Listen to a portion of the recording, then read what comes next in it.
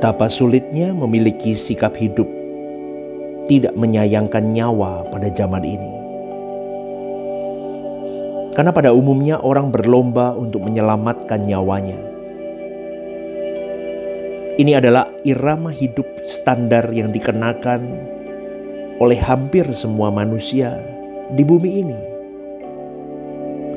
Sebaliknya, tidak menyayangkan nyawa adalah irama hidup yang dikenakan oleh Tuhan Yesus Kristus.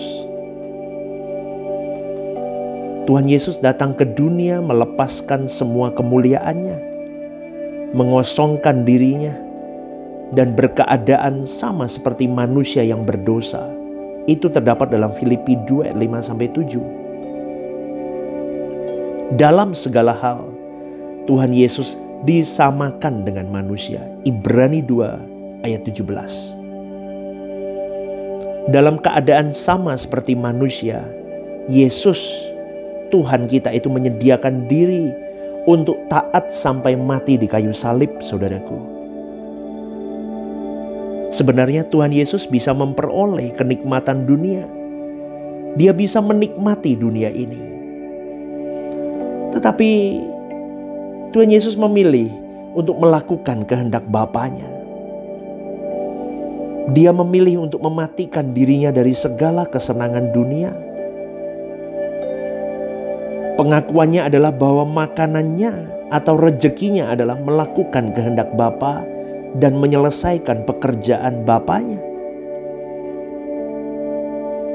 Saudaraku, kata makanan atau rezeki dalam teks aslinya adalah broma, yang bisa berarti makanan padat, bisa juga menunjukkan pada makanan yang berkualitas tinggi. Sebagaimana setiap hari kita berusaha untuk bisa memiliki makanan yang berkualitas, demikianlah orang percaya harus berusaha untuk menemukan kehendak Allah dan melakukannya. Maka hidupmu dan hidupku itu berkualitas tinggi kalau kita setiap waktu, setiap saat berjuang untuk menemukan kehendak Allah, dan kita berjuang untuk melakukannya. Tapi sayang sekali, banyak orang yang hanya bekerja untuk roti yang dapat binasa, tetapi tidak bekerja untuk roti yang tidak dapat binasa, yaitu dengan percaya. Percaya adalah pergumulan hidup yang melibatkan semua potensi jasmani, rohani, bukan hanya aktivitas pikiran. Karena percaya itu artinya menyerahkan diri kepada objek yang dia percayai. Dan kalau seseorang percaya kepada Tuhan Yesus, berarti ia harus mengikuti jejak Tuhan Yesus. Garis bawahi ini, saudaraku.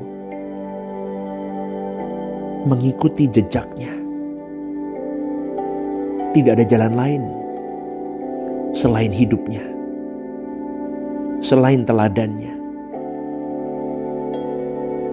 Mengikuti jejaknya berarti irama hidup kita sudah seperti dia. Tidak ada irama hidup lama lagi. Irama hidup Tuhan Yesus harus menjadi irama hidup kita. Maka kalau seseorang tidak berani mengenakan irama hidup Yesus, berarti dia tidak bersedia mengikut Tuhan Yesus. Maka boleh saya simpulkan, banyak orang, apalagi orang Kristen, berani beriman kepada Tuhan Yesus hanya di mulut, tapi tidak berani praktek dalam hari hidupnya dengan mengenakan irama hidup Tuhan Yesus. Berat kan, saudaraku? Makanya sebelum mengiring Yesus, hitung dulu anggaranmu. Berani gak kau bayar harga untuk itu? Karena sedikit sekali orang Kristen berani bayar harga untuk itu semua. Tuhan Yesus berani mematikan dirinya dari segala kesenangan hidup. Demikian pula seharusnya engkau dan saya sebagai Kristen sejati, pengikut Kristus. Inilah yang Tuhan Yesus maksud, bahwa barang siapa mau mengikut Tuhan Yesus, ia harus melepaskan dirinya dari segala miliknya. Tapi fakta di lapangan dan kenyataannya banyak orang Kristen yang tidak bersedia melepaskan dirinya dari segala miliknya? Tidak banyak. Dengan demikian ia masih bertahan mengenakan irama hidup manusia lamanya, irama hidup anak-anak dunia. Dia adopsi terus dan dia kenakan terus. Dan selama dia tidak mengganti irama hidup ini dengan irama hidup Tuhan Yesus, pada akhirnya seseorang tidak akan pernah berubah, saudaraku. Karena perubahan itu berangkat dari diri sendiri, dari pilihan yang kita ambil dalam hidup ini. Maka hati-hatilah dengan pilihan hidupmu. Karena kita harus bertindak secepat mungkin, sesegera mungkin sebelum kita berakhir di bumi ini. Amin, saudaraku. Pernyataan yang harus kita perkarakan, mengapa banyak orang Kristen yang tidak berani mengenakan irama hidup yang dikenakan oleh Tuhan Yesus? Karena ada banyak faktor di dalamnya. Yang pertama, mereka seringkali memandang bahwa hidup ini akan berakhir. Mereka tidak memandang itu. Mereka memandangnya hidup ini akan selamanya. Seakan-akan mereka tidak akan pernah mengalami kematian di bumi ini. Padahal kalau sudah sampai di titik akhirnya, maka tidak seorang pun dapat memperpanjang waktu hidupnya.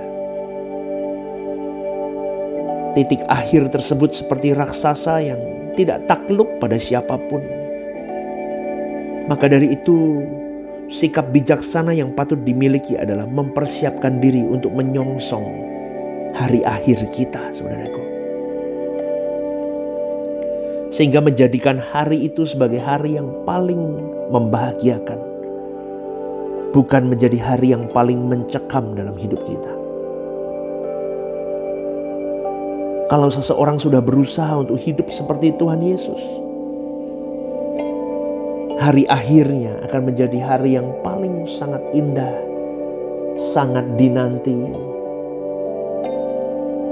Dan betul, saudaraku, bukan sesuatu yang menakutkan, menegangkan.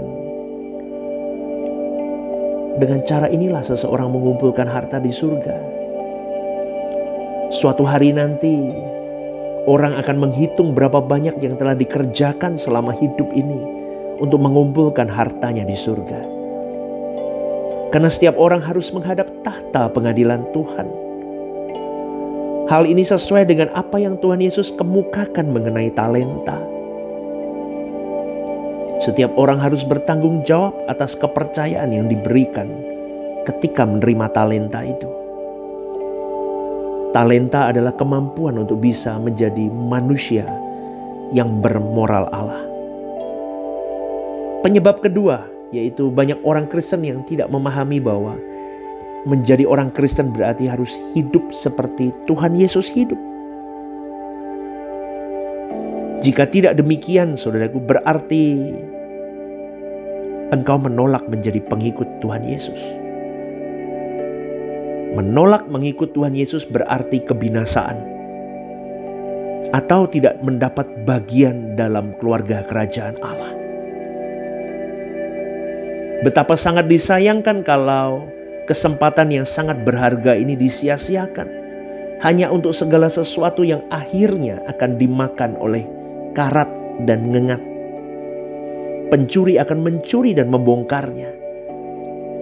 Saudaraku, mengikut Tuhan Yesus adalah panggilan. Mengikut Tuhan Yesus juga adalah tanggung jawab yang tidak boleh dihindari. Dan keberhasilan hidup seirama dengan Tuhan Yesus itu menentukan juga penggenapan rencana Allah atas dunia ini. Betapa hebat kehormatan yang diberikan kepada orang percaya untuk bisa menjadi saudara bagi Tuhan Yesus, agar dia menjadi yang sulung di antara banyak saudara. Dengan genapnya jumlah orang percaya seperti Tuhan Yesus, maka rencana Allah membangun kerajaannya dapat segera terrealisir. Ironis, saudaraku, banyak orang sibuk mewujudkan cita-citanya sendiri, mimpi-mimpinya sendiri, agenda-agenda pribadinya sendiri.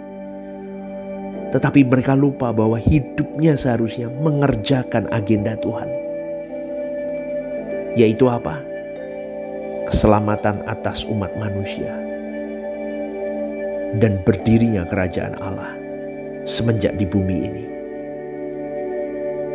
Dan orang-orang yang tidak memikirkan akan kepentingan Tuhan ini, tidak peduli dengan hal ini, saya boleh katakan mereka tidak layak menjadi anak-anak Allah. Maka pagi hari ini, dengar baik-baik saudaraku, mengikut Tuhan Yesus adalah panggilan dan tanggung jawab yang tidak boleh dihindari. Berjuang bersama, senangkan hati Tuhan, dan selesaikan hidup kita di muka bumi ini dengan sebuah prestasi rohani yang memukau hati Bapa kita. Selamat pagi saudaraku, Tuhan memberkati.